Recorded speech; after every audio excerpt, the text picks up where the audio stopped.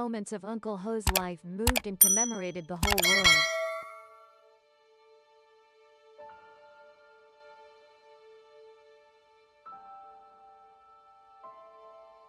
Dear viewers, welcome back to the latest episode of the program Top Secret. Dear friends, President Ho Chi Minh, the ingenious leader, the great teacher of our party and nation, the national liberation hero, the outstanding cultural figure, the symbol of the cultural essence of the Vietnamese nation, for the most beautiful values of the Vietnamese soul, will, and character, is a shining example of revolutionary moral qualities, is a beautiful image of the close, intimate relationship between the leader and the people. From his youth until he returned to the realm of the virtuous, Uncle Ho devoted his entire life to the revolutionary cause. Uncle's life until the last moment was truly a beautiful, pure life, for the people, for the country, for the beloved party. In the final moments, standing between the boundary of life and death, Uncle still always thought of his compatriots, of their country. Beyond the Veil 0707 invites you and everyone to contemplate the final hours of Uncle Ho's life, and listen again to his parting words. Returning to 6 a.m. on August 12, 1969, Uncle Ho met Comrade Le Duc Tho at the Ho Tay Rest House to hear a report on the situation of the Paris conference. That night, Uncle had a fever and a cough, and in the following days, he coughed more and had a higher fever. But Uncle still went up and down the stovehouse, trying to work. At the doctor's suggestion, on the evening of August 17, 1969, Uncle Ho no longer worked in the stovehouse, but moved out to live and work in a small house behind the stovehouse. This was the house that the Politburo had decided to build for Uncle in May 1967. When Uncle went to China for medical treatment, with the purpose of ensuring his safety, during the years when American planes bombed Hanoi, at that time, Uncle did not accept it for his exclusive use. He said, when many responsible comrades came to work with him, they did need in that house for security. But when alone, he would just stay in this wooden stilt house. Those taking care of him must also care for the people. Whatever the people could endure, Uncle could endure the same. One day Uncle was seriously ill, but he was very happy to hear a report on the Politburo's resolution regarding the commemoration of 4 major holidays in 1970. He said to a Politburo member, "You should discuss it carefully. As for my opinion, I do not agree to include May 19th as a major commemoration day in 1970. May 19th is my birthday. Currently, the children are about to start a new school year. The paper, ink, and money used to publicize my birthday should instead be used to print textbooks and buy study tools for the children to avoid waste." Uncle was angry, perhaps never had he given any priority to himself, because more than anyone, he understood the suffering of the people, understood that the war still held many hearts. From August 25, 1969, Uncle's health condition worsened. The Politburo suggested that Uncle no longer go up and down the stilt house, but stay entirely in House 67 for. Although seriously ill, Uncle still worked, daily listening to work reports from both regions of the country, still reading newspapers, sending congratulatory telegrams and awarding badges and presenting flowers to collectives and individuals with outstanding achievements in the fight and production. On August 28, Uncle's heart began to show signs of arrhythmia. In the afternoon, at House H67, Uncle dozed off for a while due to extreme fatigue. Waking up, Uncle saw General Vo Nguyen Giap and his wife Dang Bich Ha standing beside. In his hand was a bouquet of 10 roses. A very bright smile bloomed on Uncle's lips. Perhaps this was Uncle's last smile for the 2 people he deeply cherished. Uncle called Comrade Vu Ky and said that he wanted to drink a sip of coconut water from the coconut tree at the front of the house. The doctor expressed reluctance for Uncle to drink coconut water as it was not suitable for his current health condition. "I know, but this is southern coconut." Everyone knew this was the coconut tree given to Uncle by the southern compatriots, and for the past 15 years, Uncle had cared for it with all his heartfelt love. On August 30th, Uncle's illness worsened further with continuous chest pain, and then he fell into a coma. Everyone was alarmed. After the doctors performed emergency procedures for a long time, Uncle slowly opened his eyes, looking very exhausted. Looking at Prime Minister Pham Van Dong, Uncle sobbed, "How have you prepared for this year's National Day celebration?" The Prime Minister was deeply moved. reporting to Uncle that everything had been meticulously prepared. Has the Red River flood receded yet? We must focus on rescuing people if the dike breaks. The Prime Minister dared not hide it from Uncle, reporting that the flood had not fully receded. Then he boldly told Uncle, "The government wishes to invite Uncle to a safe area so you can rest and be protected from the flood."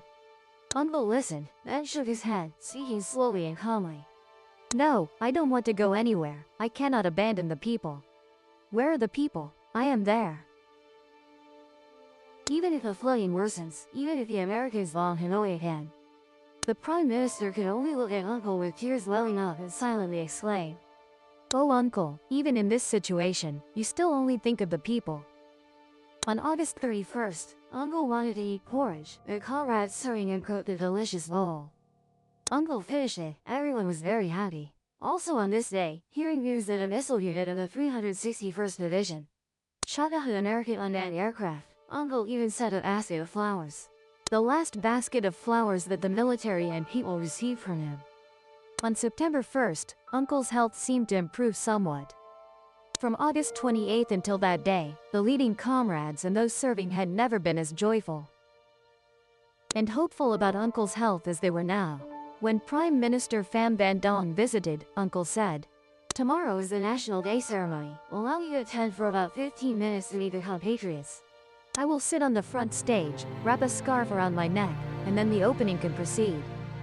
I will try to speak a few normal sentences to the compatriots."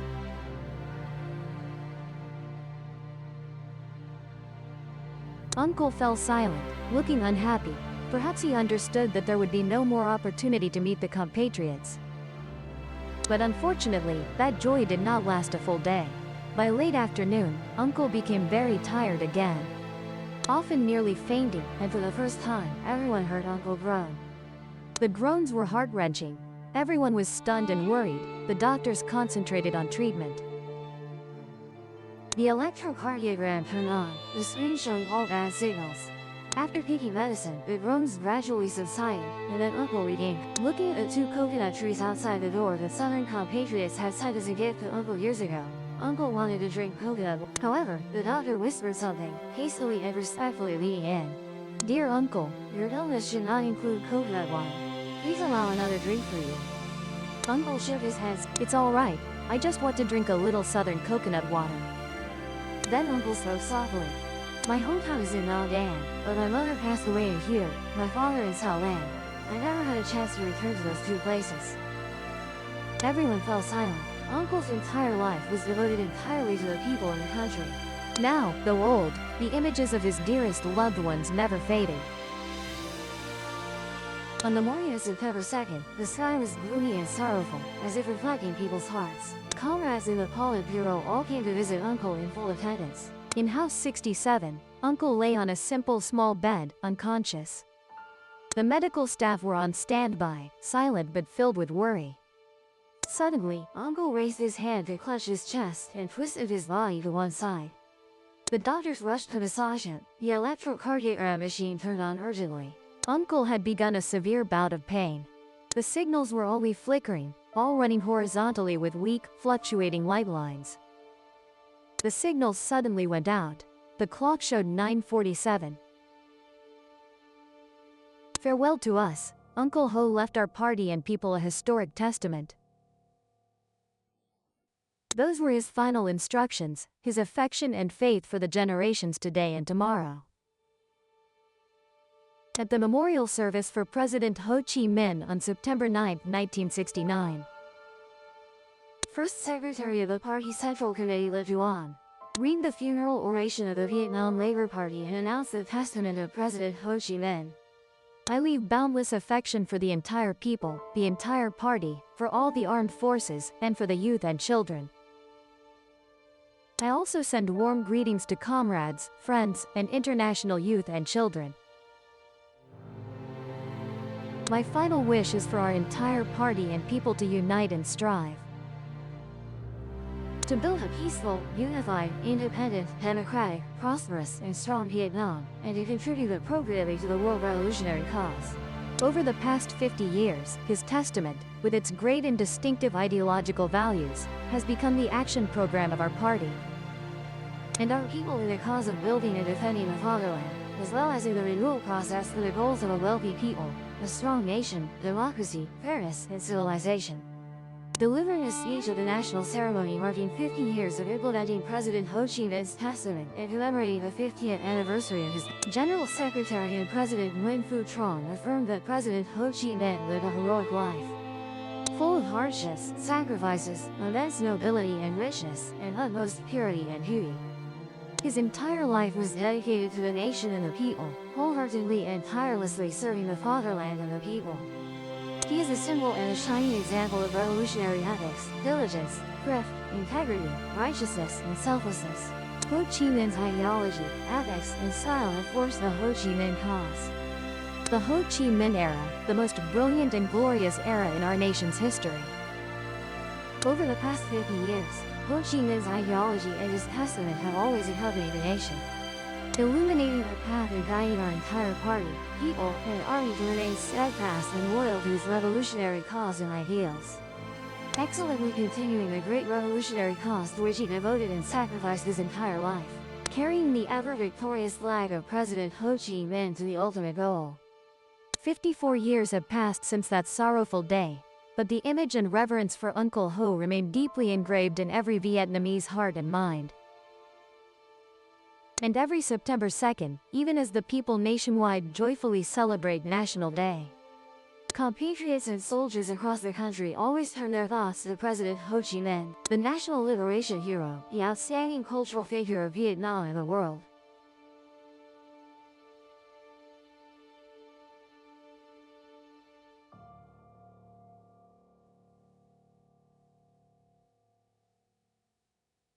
From Thuyen that